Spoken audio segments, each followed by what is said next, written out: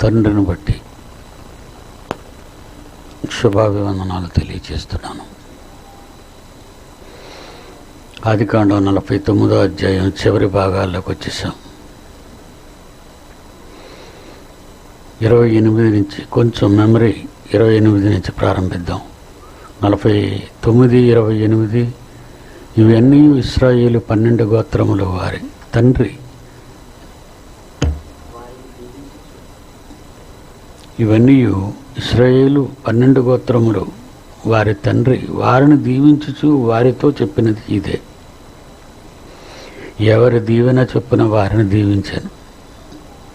ఇందులో పక్షపాతం లేకుండా వాళ్ళ లైఫ్ టైం యాకోబు కన్నప్పటి నుంచి ఆ కొడుకులు ఏ విధంగా ప్రవర్తించారో వారి ప్రవర్తన ఫలమును బట్టి ఆయన ఆశీర్వదించినట్టుగా మనకు కనబడుతుంది. చెడ్డవాళ్ళని చెడ్డవాళ్ళుగానే ఆయన దీవించాడు, మంచివాళ్ళ మంచి దీవెనలతో దీవించాడు. మనం అందులో చదువుకున్నాం. అందుకే అవన్నీ ఇశ్రాయేలు 12 గోత్రముల వారి తండ్రి వారిని దీవించుచు వారితో చెప్పినది ఇదే. ఎవరి దీవెన చొప్పున వారిని దీవించాను. ఎవరికేమి నేను ఇవ్వాలనుకున్నానో, ఎవరిని ఏ విధంగా తండ్రి అయిన దేవుని ద్వారా దీవించాలి అనుకున్నానో అదేవిధంగా మిమ్మల్ని దీవించేశాను అన్నాడు. తర్వాత వారికి ఆజ్ఞాపించి ఇట్లా నేను నా స్వజనుల యొద్దకు చేర్చబడుచున్నాను. నిజంగా ఇది ఎంత ఉన్నతమైన అదృష్టం అనుకుంటానండి. ఇలాంటిది వృద్ధాప్యం వచ్చినప్పుడు ప్రతి ఒక్కరికి ఇది మరి మంచి జ్ఞాపకాల్లో ఉంటుంది. ఏంటంటే చాలామంది చనిపోతున్నప్పుడు అకస్మాత్తు మరణాలు, తెలియని మరణాలు సంభవిస్తూ ఉంటాయి. రోగాలను బట్టి, వారి పరివర్తన బట్టి. యాకోబు గారు 29వ వచనంలో వారికి ఆజ్ఞాపించినట్లే నేను నా స్వజనుల యొద్దకు చేర్చబడుచున్నాను. నేను చేర్చబడాలి.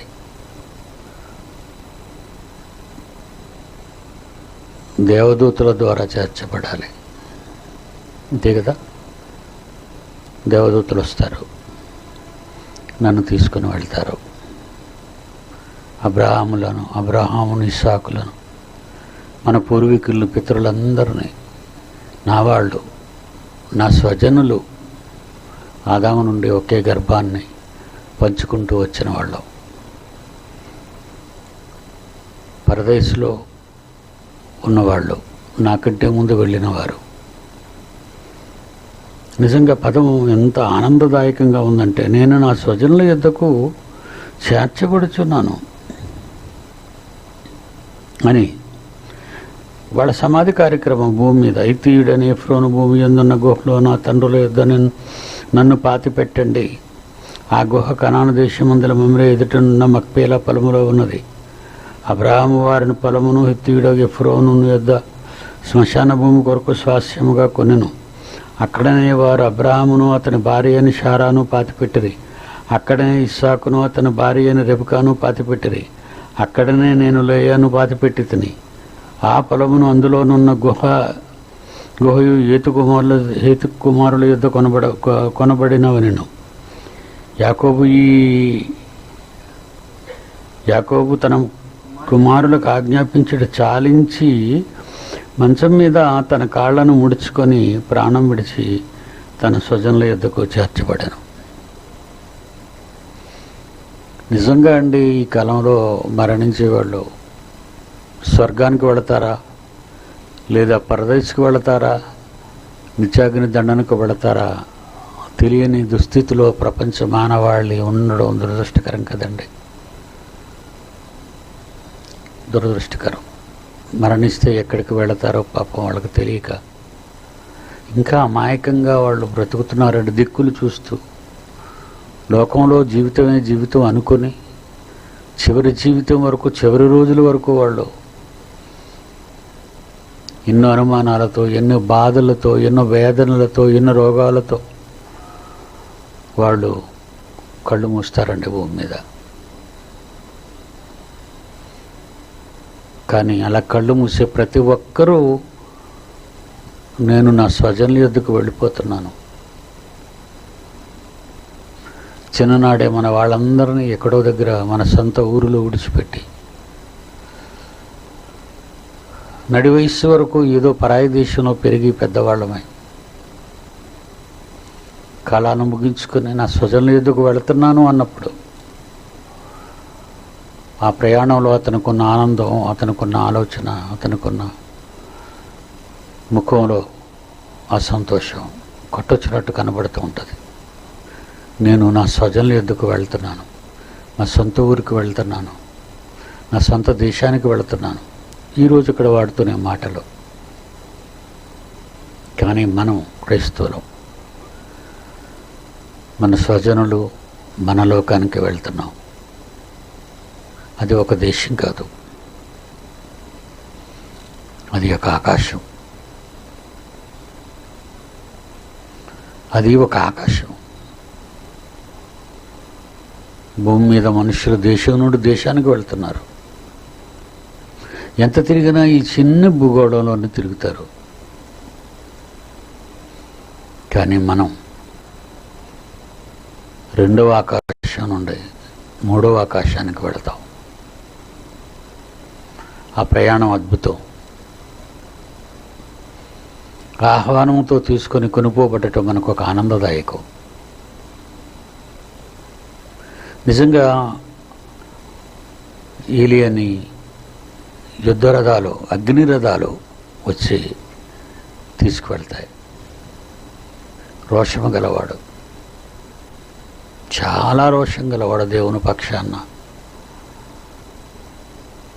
దేవుణ్ణి ఎవరు ఏవని తక్కువగా మాట్లాడినా, తక్కువగా చూచినా, తక్కువగా ఆరాధించినా, పట్టించుకోకపోయినా సహించనివాడు, బహు రోషము గలవాడు. రోషం, దేనినైనా రోషంతో ఎదుర్కొన్నవాడు. భయం లేకుండా, రాజు అయినా రాణి అయినా భయపడకుండా ఎదుర్కొన్న గొప్ప మహనీయుడు ఏలియా. యుద్ధరథాలు వచ్చాయి, ఎక్కిపోయాడు దాని మీద. అంతే, ఆకాశానికి ఎగిరిపోతుంది మండుతూ.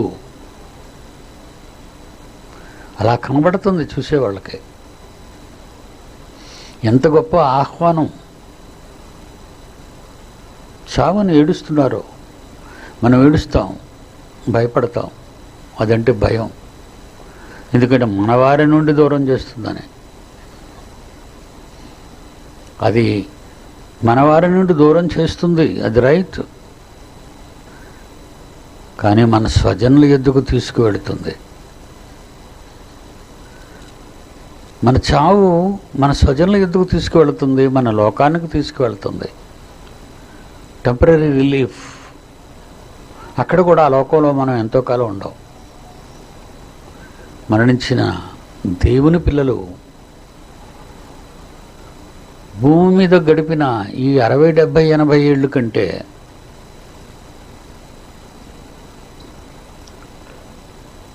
మూడో లోకంలో మనం ఉండే కాలం అక్కడ ఆత్మల కాలాన్ని బట్టి అది చిన్న కాలమే అవుతుంది. ఎందుకంటే ఆదాము పుట్టినప్పటి నుంచి హేబెలు మరణించిన నాటి నుండి అక్కడే ఉన్నాడు. ఇది ఇంతకాలం మనం మానవ కాలానికి మనం జమ చేసుకొని మానవ కాలముతో దీనిని మనం లెక్కలు వేసుకొని ఆలోచిస్తే అమ్మో 1000 సంవత్సరాలు అని అనుకుంటాం. ఇంచుమించు 66,000 పైన పైబడినది సుమారు అని మనం లెక్కలు వేసుకుంటాం. అది పెద్ద ఆత్మలకు అది ఒక పెద్ద కాలం కాదు, అది చాలా చిన్న కాలం. ఆత్మలకు అది చిన్న కాలం. మానవ ఆకారాలకు అది ఒక పెద్ద కాలం. ఎందుకంటే నిత్యము జీవించాలని ఏదేనులో సృష్టించిన దేవునికి మనము నిరాశ కల్పించాం తప్పు చేసి. అమరులుగా మధ్యాకాశంలోనే స్వర్గాన్ని అనుభవించే వాళ్ళంగా ఉండవలసిన మనం మొత్తం అవ్వ తప్పు చేయటం వల్ల, ఆదామవ్వలు తప్పు చేయటం వల్ల దేవుని ప్రణాళిక అంతా మారిపోయింది. చాలా లీస్ట్, చాలా తక్కువ వయసు ఇచ్చాడు, 1000 ఏళ్ళు. మనకు అది చాలా ఎక్కువ వయసు. ఇప్పుడు కానీ మనం ఆలోచిస్తే మనకు చాలా ఎక్కువ 1000 ఏళ్ళే అని. అది దేవునికి చాలా చిన్న కాలం, చాలా చిన్న కాలం అది. ఎందుకంటే దేవుని ఆత్మరూపుడైన దేవుడు ఆత్మకాలాలను ఆలోచిస్తే అనంతకాలములు అవి. ఆత్మకాలాలు అనంతకాలాలు, ఫుల్ స్టాప్ ఉండదు. మానవ కాలం ఫుల్ స్టాప్ ఉంది. ప్రారంభము ముగింపు మానవ కాలానికి ఉంది, ఆత్మల కాలానికి ముగింపు లేదు. ఒక మహోన్నతమైన కాలం. ఆ కాలంలో 1000 ఏళ్ళు పెద్దవేమీ కాదు, చాలా చిన్నవి. అవి మానవులకి, తప్పు చేసిన తర్వాత మానవులకి దేవుడిచ్చిన ఆయుష్కాలం 1000 ఏళ్ళు. పోనీలే 1000 ఏళ్ళు చూద్దామని. 1000 ఏళ్లలో కూడా మనిషి ఇమడలేకపోయాడు, ఉండలేకపోయాడు, ఉంచుకోలేకపోయాడు. 120 ఇంకా చిన్న కాలం,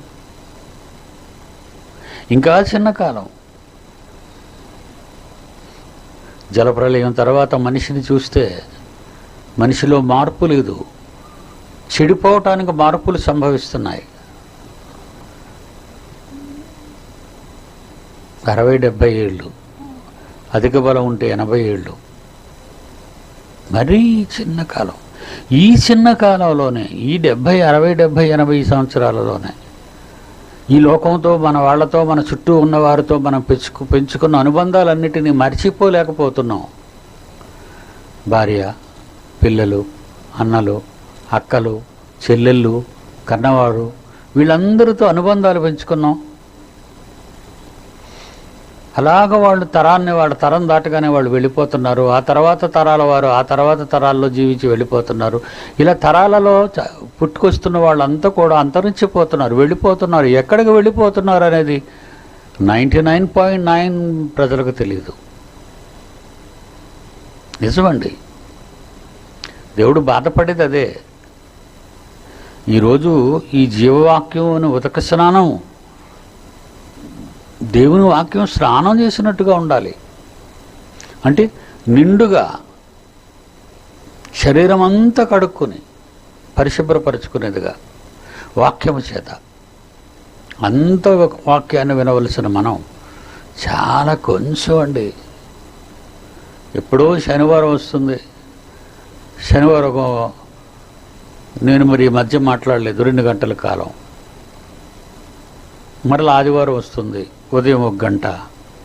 మరలా ఆదివారం సాయంకాలం 3 గంటలు. ఇంతే కదండి మనకుండేవి. ఈ కాలానికి కూడా, ఈ చిన్ని కాలం, ఈ వాక్యాన్ని విని స్నానం చేద్దాం, వాక్యంలో మునిగిపోదాం, వాక్యంలో మనమంతా మునిగిపోదాం. మునిగిపోవడానికి ఈ కాలం, ఈ వాక్యం సరిపోతుందా మీకు? చాలదండి. అందుకే అన్నాడు, ఈ కాలం సరిపోదు మీరు వాక్యం వినడానికి. ప్రతిదినము దేవాలయములో తప్పక కూడుకొనుచు అనే పదప్రయోగాలు చేశాడు. ప్రతిదినము దేవాలయములో తప్పక కూడుకొనుచు.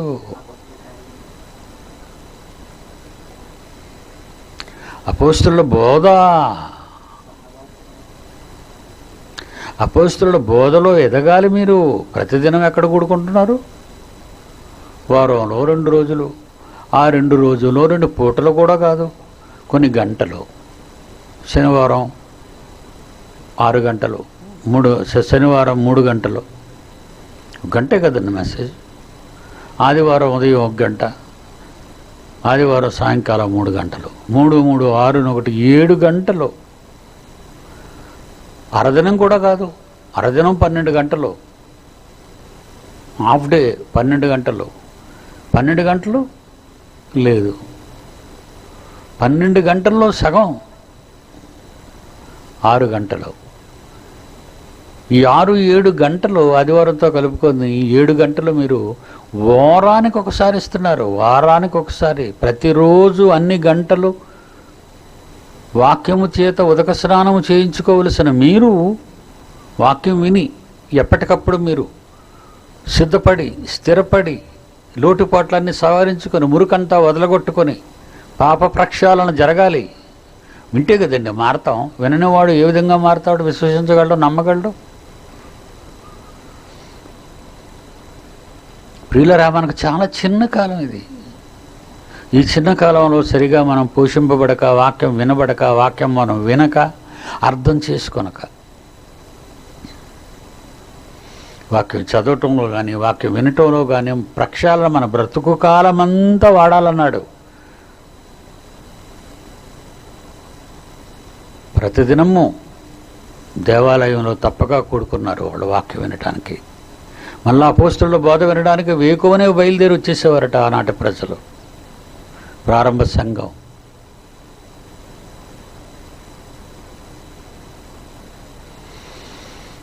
ఇక కీర్తనాకారుడు అంటున్నాడు, కీర్తనాకారుడు దుష్టుల ఆలోచన చొప్పున నడువక, పాపుల మార్గమును నిలువక, అపహాసకులు కూర్చుండే చోట కూర్చుండక. మనం తిరిగేవన్నీ ఇవే కదా. దుష్టుల మధ్య తిరుగుతాం, పాపుల మధ్య బ్రతుకుతాం, హేళన చేసేవారితోనే ఫ్రెండ్షిప్ చేస్తాం.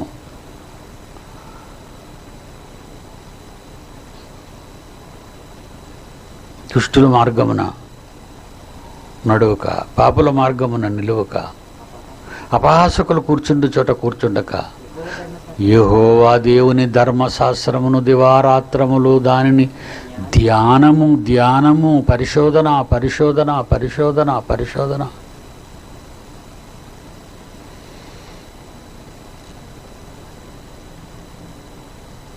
వినడానికి ఖాళీ వినడానికి స్థలాలు లేని ప్రారంభ కాలంలో త్వరను పాఠశాల తీసుకుని అక్కడ పాఠశాలలో వాక్యం వినటం, పౌలు చెప్పే మాటలు వినటానికి జనాలు కూడుకున్నారు.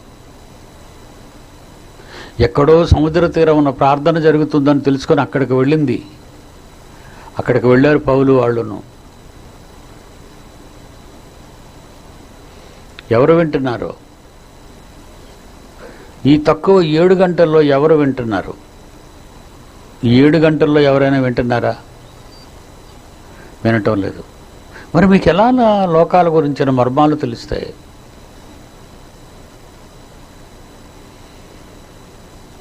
ప్రతి మనిషికి ఒక ఏకాగ్రత ఉంటుంది. ప్రతి మనిషి ఒక దాన్ని నమ్ముకుంటాడు. దాని మీదే తన దృష్టిని కేంద్రీకరించుకుంటాడు, తన మనస్సును నిలుపుతాడు. ఒక తండ్రి అంటే తను ప్రేమించిన బిడ్డ మీద ఉంటుంది. దేవుడికి ఎవరున్నారు? దేవుడు ఎవరి కోసం కన్నీరు కారుస్తున్నాడు? దేవుడు ఎవరి కోసం తన కళ్ళార్పకుండా చూస్తున్నాడు? దేవుడు ఎవరి కోసం పరితపించిపోతున్నాడు అని మనం ఆలోచిస్తే మన కోసమే మనందరికీ తెలుసు. మీరు ఇప్పటికి విన్న వాక్యాలన్నిటిని బట్టి, అందరూ ప్రకటించిన వాక్యాలన్నిటిని బట్టి మనమంటే ఆయనకు పిచ్చి, మనమంటే ఆయనకు ప్రేమ, ఎనలేని ప్రేమ. ఏమాలోచిస్తున్నావు? 7 గంటలు విన్నావు. ఈవేళ ఉదయం నుంచి ఇప్పుడు 7వ గంట వింటున్నావు. విన్నావా? నిన్న విన్నావా? నిన్న 3 తరగతులు విన్నావా? ఈవేళ 4వ తరగతి వింటున్నావా?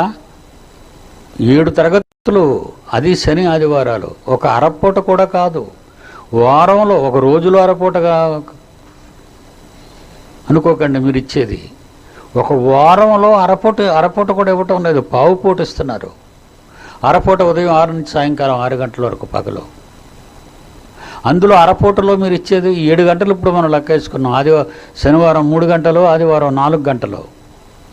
ఈ 7 గంటలు అరపూట కూడా ఇవ్వటం లేదు, అందులో సగం ఇస్తున్నావు. పోనీ ఈ సగకాలంలో కూడా నువ్వు విన్నది నీ మనసును ఉంచుకున్నావా? నువ్వు విన్నది నీ జీవితంలో సరిచేసుకుంటున్నావా? నువ్వు విన్న తర్వాత నీ బ్రతుకునేమైనా మార్చుకుంటున్నావా? లేదంటే మామూలుగా వినేసి ఈ చెవితో విని ఆ చెవిలో విడిచిపెడుతున్నావా? ఇవాళ క్లాసు కదండి, క్లాసు వినేయాలండి అని వినేస్తున్నావా? నామకే వాస్తు. కనుక మీరు జాగ్రత్తగా చూడండి. పితరుల దగ్గరికి వెళ్తాను, స్వజనుల దగ్గరికి వెళ్ళిపోతాను అన్నవాళ్ళు దేవునితో లీనమైన వారు, దేవునిలో ఉన్నవారు, దేవునితో కదిలేవారు.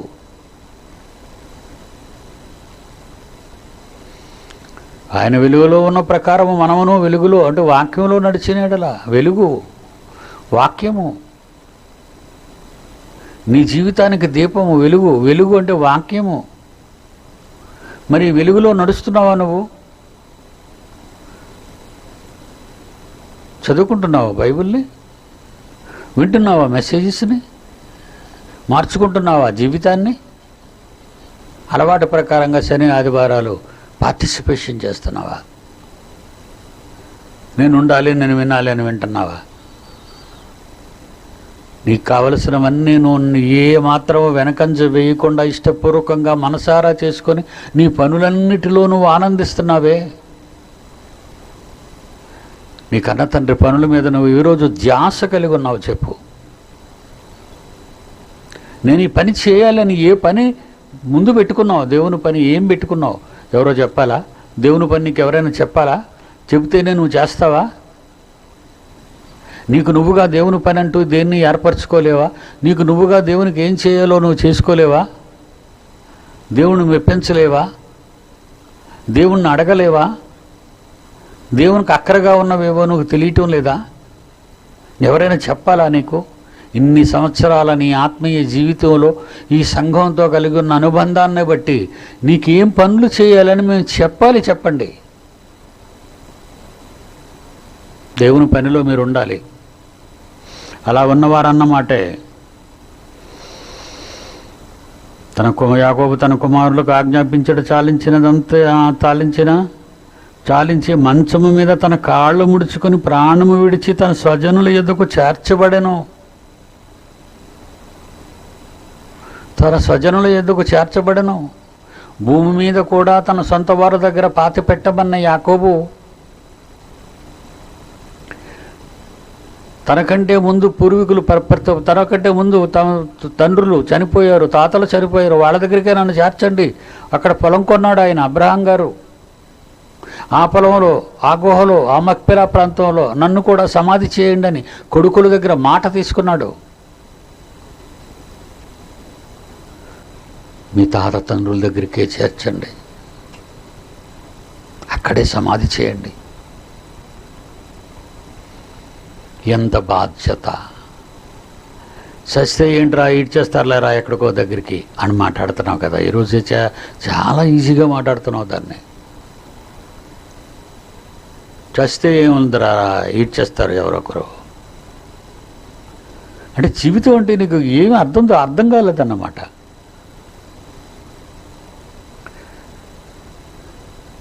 విడిచి వెళ్ళిపోతున్న తన దేహం గురించి ఆలోచన కలిగి ఉన్నాడు. వెళుతున్న తన పూర్వీకుల గురించి సంతోషంతో వెళ్తున్నాడు. ఆ మాటలు చూడండి 33వ వచనంలో.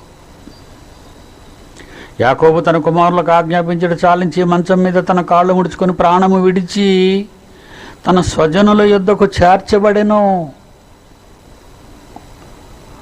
నాన్న యాకోబు వచ్చేసావా అని ఇస్సాకు అంటాడు. నాన్న యాకోబు వచ్చేసావా అబ్రహాం అంటాడు.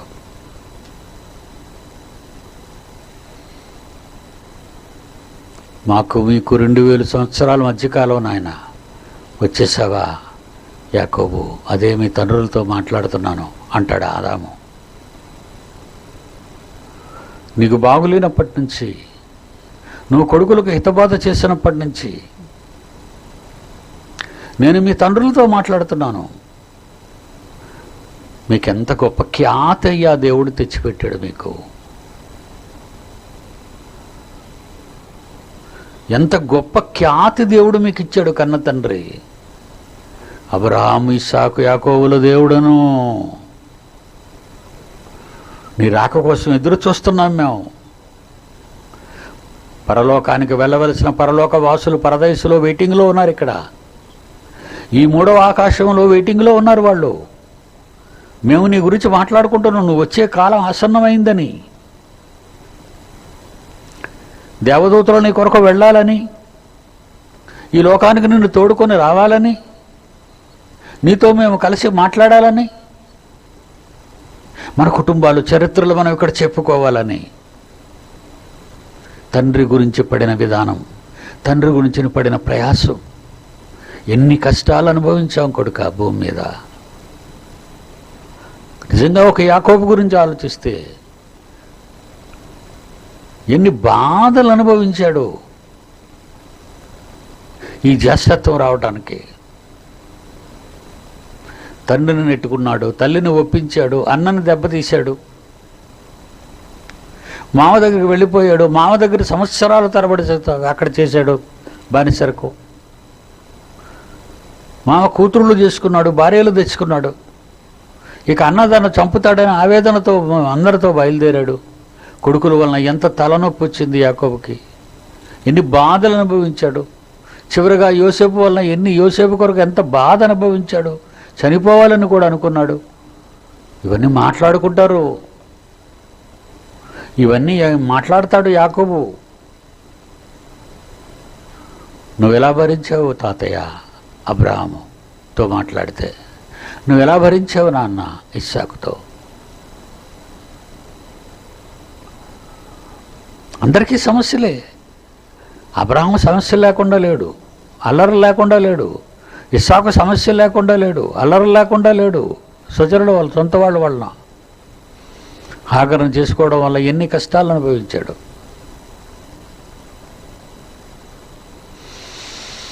ఇష్మాయేలు సంతానంలో వాడిని వివాహం చేసుకోవటం వల్ల ఇస్సాకు ఒక తండ్రిగా కోడళ్ళ వల్ల ఎంత నరకం అనుభవించాడు భార్యతో కలిసి. ఎన్ని కుటుంబాలు, వాళ్ళ కుటుంబ చరిత్రలు ప్రతిదీ రాయబడలేదు, ఎన్ని కష్టాలు అనుభవించుంటారు వాళ్ళు. ఇంకా యాకోబునైతే నలగగొట్టి సాగొట్టినట్టుగా ఉంది. యాకోబు, వచ్చావా నాయన యాకోబు, మా శరీరాల దగ్గర నీ శరీరాలు దాచమన్నావా? 430 ఏళ్ళు ఇశ్రాయేలీలు బానిసరకు 437 సంవత్సరాలు ఈజిప్ట్లో. తర్వాత కదా వీళ్ళు బయలుదేరారు. ఆ కాలం తీరిన తర్వాత కూడా మోషే నాయకత్వంలో బయలుదేరారు. అప్పుడు ఈ శల్యాలను తీసుకుని వెళ్ళి సమాధి చేశారు యాకోబు. అంటే భూమి మీద నీ శరీరాన్ని ఈజిప్ట్లో విడిచిపెట్టకుండా నీ తండ్రుల సమాధుల దగ్గర దాయమన్నావా? నీ సొంత వాళ్ళు ఎక్కడ సమాధి చేయబడ్డారు అక్కడ దాయమన్నావా? ఎంత గొప్ప మనసు అనేది, ఎంత గొప్ప కోరిక అనేది. యెషయా గ్రంథం 14వ అధ్యాయం 18. యెషయా గ్రంథం 14వ అధ్యాయం 18. జనముల రాజులు, భూమి మీద జనముల రాజులు ఘనత వహించిన వారై తమ తమ నగరుల యందు నిద్రించుచున్నారు. తమ నగరుల యందు సమాధి చేయబడుతున్నారు, చనిపోతున్నారు. చూసారండి, మరి రాజులు ఎక్కడుంటారండి? తమ నగరిలో. మళ్ళీ చదువునైనా, జనముల రాజులందరూ ఘనత వహించిన వారై తమ తమ నగరుల యందు నిద్రించుచున్నారు. ఒక తాజ్మహల్ కట్టిన షాజహానే తన భార్య పక్కనే తన సమాధి కార్యక్రమం చేయించుకున్నాడు. తమ నగరుల యందే నిద్రించుచున్నారు. అంటే మరణించి సమాధి చేయబడ్డారని అర్థం. నిద్ర.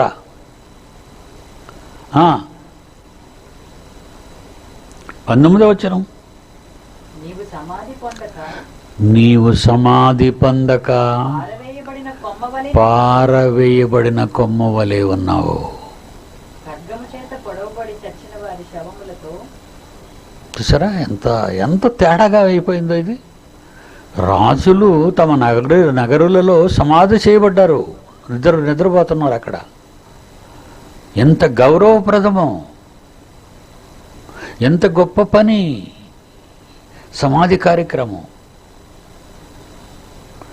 నీ శల్యాలను ఇక్కడ భద్రపరుస్తున్నారు రాకడ వరకు. నీ సొంత స్థలంలో నీ సొంత స్థలములో, అబ్రాహాము ఇస్సాకు యాకోబుల సొంత స్థలం అది. ఎవరిదో స్థలం కాదు, ప్రభుత్వం స్థలం కాదు.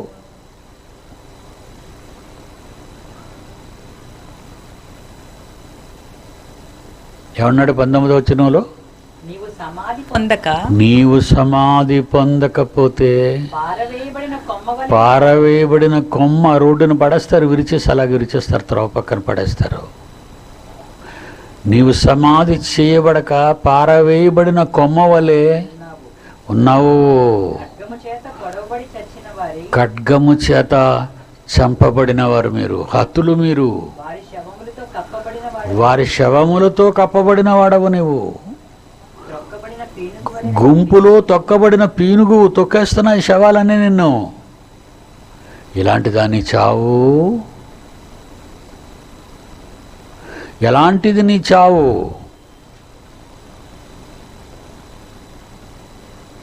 చావుకెంత ప్రాధాన్యత ఇచ్చాడో చూసారండి. కొడుకులందరినీ కూర్చోబెట్టాడు. తను వెళ్ళిపోయే సమయం ఆసన్నమైంది. కొడుకులారా, మీ తాతయ్య కొన్నాడు, ఆ కుమారుడు దగ్గర కొన్న మక్పేలా గుహ మన కుటుంబం అంతటికి అది.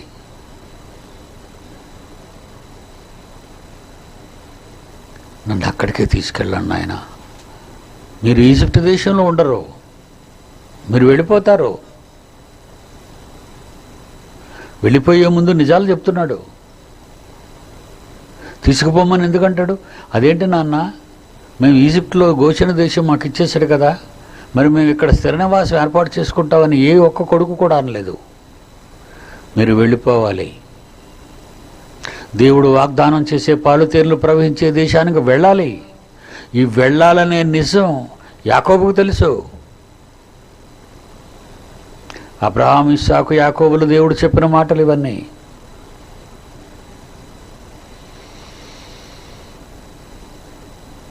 నువ్వు విరవబడిన కొమ్మ వలె పారవేయబడ్డావా? శవాలతో నీవు, శవాలన్నిటి కింద నిన్ను ఒక శవంగా పీనుగ్గా పడేశారు కింద. 20వ వచనంలో చదివావు నాయన? నీవు నీ దేశమును పాడు చేశావు, నీ ప్రజలను హతమార్చితివి, నీ ప్రజలను హతమార్చావు. నీవు సమాధిలో వారితో కూడా కలిసి ఉండవు, నీవు సమాధిలో నీ ప్రజలతో కూడా నీవు ఉండకుండా చేస్తాను నిన్ను. దుష్టుల సంతానము, దుష్టుల సంతానము ఎన్నడను జ్ఞాపకమునకు తేబడదు. మక్పెలా గుహ అనగానే అబ్రహాము ఇస్సాకు యాకోబు కుటుంబీకుల సమాధి కార్యక్రమాలు జరిగాయి అక్కడ.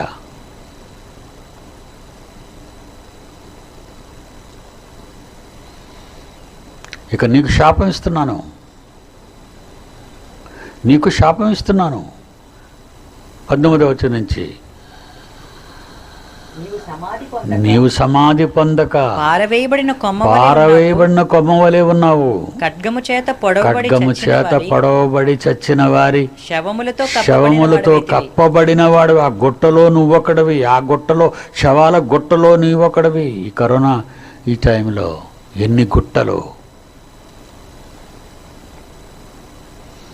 ఎన్ని గుట్టలండి. గుట్టలు గుట్టలు శవాలు.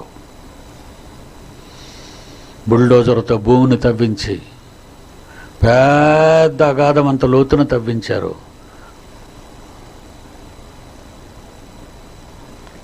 జేసీబీలతో పెద్ద పెద్ద లారీ ట్రక్కులు లిఫ్ట్ అవుతా అలాగా వెనకాదల భాగం లేచిపోయి తిరగేసేస్తుంటుంది మట్టి తిని.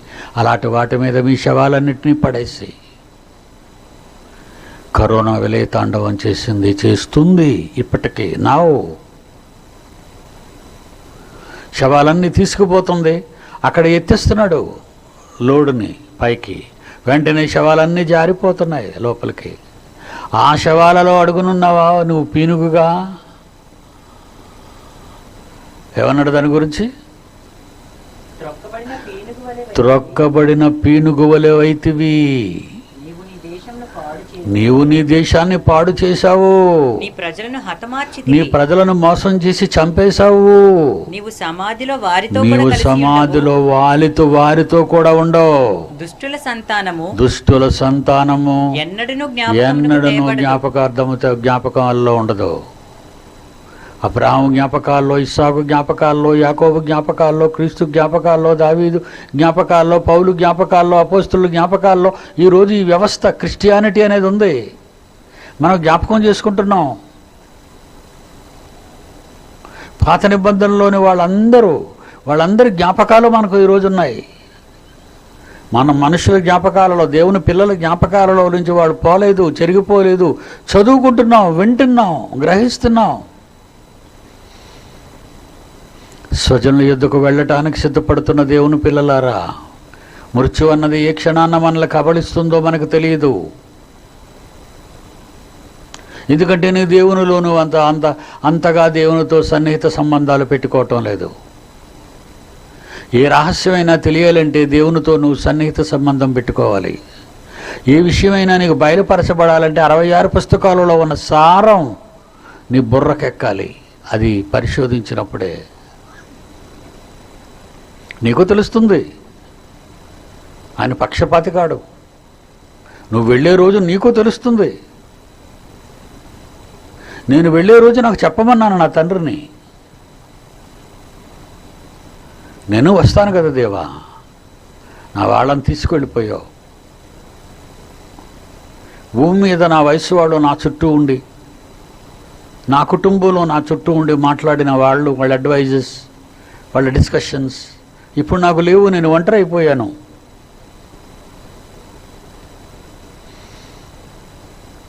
వాళ్ళు వెళ్ళి సంవత్సరం వారి దగ్గర పడుతుంది. ఇంకా కొన్ని సంవత్సరాలు నేను ఉండవలసి ఉంటుందేమో. అయినా వెళ్ళవలసిన వాళ్ళ దగ్గరికి వెళ్లకుండా నేను ఇక్కడ ఉండలేను కదా. నా పూర్వీకులు ఉన్నారు. వాళ్ళకంటే వీళ్ళకంటే ముందు నా పూర్వీకులు ఉన్నారు. ఆదాము నుండి అబ్రహాము, ఇస్సాకు, యాకోబుల వరకు, దావీదు, అపోస్తుల వరకు ప్రవక్తలు అందరి దగ్గరికి వెళ్ళాలని నేను, నా పూర్వీకుల దగ్గరికి నేను వెళ్ళాలి. అక్కడ వాళ్ళు ఏమవుతున్నారో తెలుసా నాకు? ఏం చెప్పావు తండ్రి నువ్వు? అక్కడ వాళ్ళు ఏమవుతున్నారని? వారు ఇక్కడ నెమ్మది పొందుతున్నారు. ఎంత చక్కని మాట అండి! ఎంత ఓదార్పు మాట, ఎంత దయగలిగిన మాట, ఎంత ఆనందమయమైన మాట. చనిపోతే దేవదూతల ఆహ్వానం, వెళుతున్నది మన పూర్వీకుల దగ్గరకు. మాట్లాడవలసింది యుగయుగాలు. అది కాలం పెద్దది, ఆత్మల కాలం. ఇది శరీరకాలం. ఈ చిన్న కాలంలో మనం గజిబిజ్ అవుతున్నాం, కన్ఫ్యూజ్ అవుతున్నాం, ప్రాబ్లంగా మారుతున్నావు దేవునికి. ఈ చిన్న కాలాన్ని నువ్వు సరిగా నిలబెట్టుకోలేవా? నీ కన్న తండ్రి కోసం ప్రతిష్ఠించలేవా? నీ కన్న తండ్రి గురించి ఆలోచించలేవా? ఎప్పుడు ఈ చిన్న కాలంలో నీ చిన్న కుటుంబం కోసమే పరితపించిపోతావా? నీ బ్రతుకు కాలం అంతా అమ్ముడిపోతావా? నీకంటూ ఒక తండ్రి ఉన్నాడు. ఆ తండ్రికంటూ నువ్వున్నావు. నీ మీద అమితంగా ప్రేమ కలిగి ఉన్నాడు. నీ మీద తన చూపు పెట్టాడు. నువ్వు కావాలని కోరుకున్నాడు. నువ్వు రావాలని ఎదురు చూస్తున్నాడు. వెళ్ళవలసిన అవసరత లేదా? లోకం చెప్తుంది చేతకాని సమాధానం ఒకటి, మనం అందరూ చచ్చిపోవాలి. ఏమవుతాం, ఏమో, ఇదే కబురు? మీరు చెప్పే కబురు, లోకం చెప్పే తీపి కబురు ఇదేనా? మనమంతా చస్తామనా? జంతువు పుట్టింది, చచ్చిపోతుంది. పురుగు పుట్టింది, చచ్చిపోతుంది. పక్షి పుట్టింది, చచ్చిపోతుంది. మనిషి పుట్టాడు, చచ్చిపోతాడు. ఈ చచ్చిపోతాడన్న దగ్గర ఫుల్ స్టాప్ పెట్టి ఆపేశావా? ఇదేనా నువ్వు చెప్పే సమాధానం? లోకాన్ని నమ్ముకుంటే మీకు వచ్చే సమాధానం అదే. ఈ లోకాన్ని ఆశ్రయిస్తే, ఈ లోకం మీద ఆశలు పెట్టుకుంటే, ఈ లోకమే సర్వం అని అనుకుంటే నీకు మిగిల్చేది ఈ ఆన్సరే. పోతావు, అయిపోతావు. బ్రతికినంతకాలం బ్రతుకుండగానే బ్రతుకు. జీవించు. సుఖం అన్నది ఇప్పుడే బ్రతకాలి. నువ్వు సుఖం అనేది అనుభవించాలి. చచ్చిపోతే ఏమీ లేదు, అంతా శూన్యం. అది లోకం చెప్పిన సమాధానం. కానీ నీ పూర్వీకులు, నీ వాళ్ళు, ఈరోజు నీతో ఉన్నవాళ్ళు, సార్వత్రిక దేవుని సంఘం నీకు ఈ రోజు నిన్ను ఆదరిస్తుంది, ప్రేమిస్తుంది, హత్తుకుంటుంది, ధైర్యాన్ని ఇస్తుంది దేవుని మాటలు చెప్పి. లేదు, మీరు కావలసిన వారు, మీరు వెళ్ళవలసిన వారు, దేవుడు మీ కొరకు ఎదురు చూస్తున్నాడు. అక్కడ ఒక లోకం ఉంది, అది ఆత్మల లోకం. శక్తికి అంతం లేదు, ఆత్మకు అంతం లేదు, ఆకారానికి అంతం. అది కొంతకాలమే, మరలా ఆకారం వస్తుంది, అక్షయమైనదిగా మారుతుంది. అది ఎప్పుడు? నీవు మూడవ ఆకాశములో విశ్రాంతి పొందిన తరువాత మరికొద్ది కాలం అక్కడ ఆ కాలానికి, ఈ భూకాలానికి కొంతకాలం పడుతుంది అన్నాడు దేవుడు. సహదాసుల లెక్క పూర్తయినంత కాలము, కొంచెము కాలము ఓర్చుకోండి అన్నాడు. ఆ పదాన్ని ఉపయోగించాడు ప్రకటన గ్రంథంలో. 6వ అధ్యాయం 11వ వచనం ప్రకటన గ్రంథం. వారి వలె చంపబడవు వారి వారి వలె చంపబడబడబవు వారి సహదాసుల లెక్క, సహోదరుల యొక్కయు లెక్క పూర్తి లెక్క పూర్తి అగు వరకు ఇంకా కొంచెము కాలం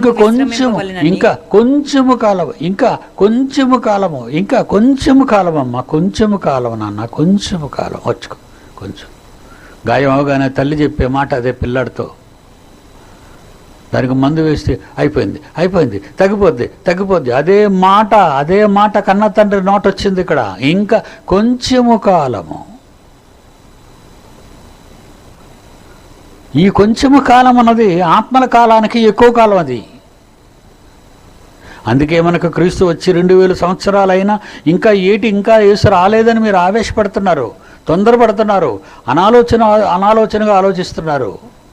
ఆత్మల లోకకాలం. అక్కడ ఆత్మల లోకంలో ఉన్న వారికి ఆత్మలతో చెబుతున్న మాట అది. ఇంకా కొంచెము కాలము. అదే కాలాన్ని తెలుసుకుంది సాతాను, అదే కాలాన్ని అది కూడా తెలుసుకుంది. తనకు సమయము కొంచెమేనని తెలుసుకొని,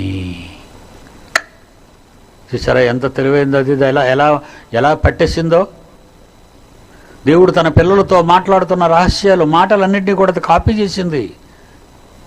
మీ విరోధి అయిన అపవాది గర్జించు సింహము వలె ఎవరిని మృంగుదునా అని వెదకుచ్చు తిరుగుచున్నాడు. ప్రకటన 12:12. అపవాది తనకు సమయము కొంచెమే అని తెలుసుకుని బహుక్రోధము గలవాడై మీ యొద్దకు దిగి వచ్చి ఓవర్ వర్క్ రష్ అయిపోయింది. పనంతా రష్ అయిపోయింది. వాడికి తీరిక లేదు. వాడు అయిపోయే కాలం వస్తుంది. దేవుని పిల్లలు లేచిపోయే కాలం వస్తుంది. ఈలోగా మన చావులు జరగాలి, ఈలోగా మన పూర్వీకుల దగ్గరికి చేర్చబడాలి, ఈలోగా పరలోక ఆహ్వానాన్ని దేవదూతల ద్వారా మనం చేర్చబడాలి, వెళ్ళాలి. నెమ్మది పొందు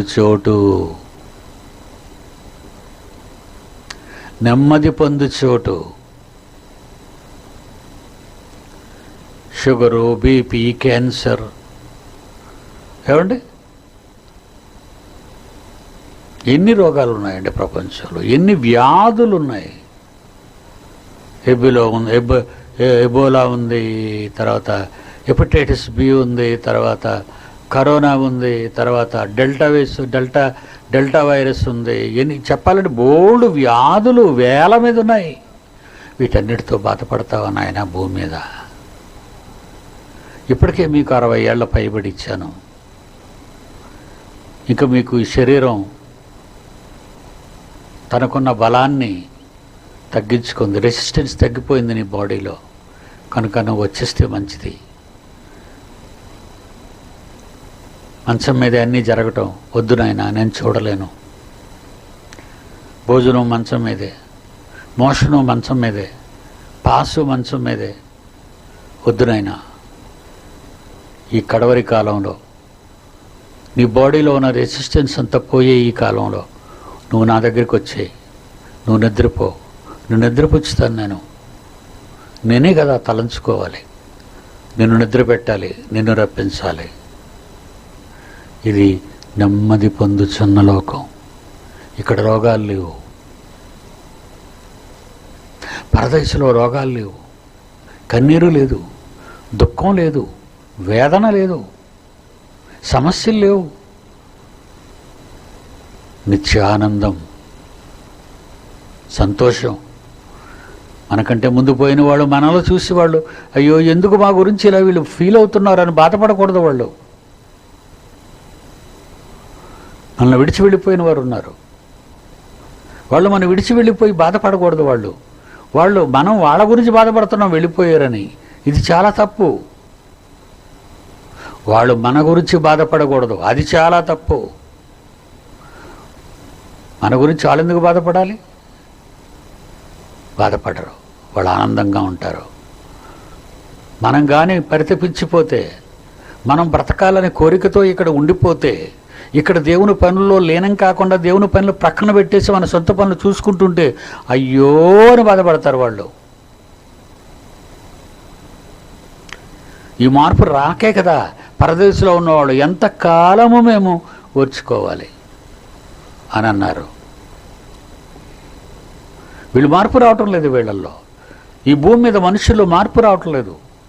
సునామీలు వచ్చినా, భూకంపాలు వచ్చినా, అగ్ని కొండల బద్దలైన, మహాసముద్రాలు వేడెక్కిపోతున్నా, భూగర్భంలో వేడి పెరిగిపోతున్నా, భూమి మీద నివసించేవాడు బ్రతకలేక వేడికి చచ్చిపోతుంటే, లోకం అంతానికి వెళ్ళిపోతుంది. లోకం రిపేర్ అయిపోయింది. రిపేర్, ఎర్త్ రిపేర్ అయిపోయింది, విశ్వం రిపేర్ అయిపోయింది. భూమి మీద ఉన్న సంపదలను అనుభవించలేని ఈ మూర్ఖ జనం అంతరిక్షంలో ఎక్కడో సంపద ఉంది, ఒక ఆస్ట్రాయిడ్ వచ్చేస్తుంది, దాని నిండా బంగారమే. దాన్ని భూమికి రప్పించడానికి చాలా దేశాలు చాలా ప్రయత్నాలు చేస్తున్నాయట. ఒరే భూమి మీద ఉన్న సరిపోలేదురా నీకు? ఎక్కడికి పట్టుకెళ్ళిపోతావని ఇదంతా? ఎక్కడికి పట్టుకెళ్ళిపోతావు? కుట్రపూరితమైన ఆలోచనలతో, స్వార్థపూరితమైన ఆలోచనలతో జీవితానికి దేవునికి విలువివ్వని ఈ సమాజం శవాల గుట్టలలో శవమై పీనుగై పడి ఉంటుంది. తన కాళ్ళు ముడుచుకొని ప్రాణం విడిచి తన స్వజనుల యొద్దకు చేర్చబడను. నేను వెళ్ళిపోతున్నాను అని చెప్పాడు. నా స్వజనుల యొద్దకు చేర్చబడుచున్నాను అన్నాడు. నా స్వజనుల యొద్దకు చేర్చబడుచున్నాను అన్నాడు. కిందకు వచ్చేసరికి ప్రాణం విడిచి తన స్వజనుల యొద్దకు చేర్చబడేను. పర్ఫెక్ట్ ఆన్సర్ చెప్పాడు చనిపోయే ముందు. మీరు చేర్చబడతారా? చేర్చబడే వారి పట్టికలో మీరున్నారా? నేను చేర్చబడాలని మీరు మీ కుటుంబంతో మాట్లాడుకుంటున్నారా? లోకం గురించి ఆలోచించకండి, లోకాన్ని పట్టించుకోకండి. మాయా ప్రపంచం, మాయా అన్నిటినీ మీ మనోనేత్రాలకు గుడ్డితనం కలిగించింది. చూడకుండా, ఈ ఆత్మ సంగతులు చూడకుండా, ఆత్మ మాటలను జీర్ణించుకోకుండా అడ్డుకట్ట వేసింది. God bless you.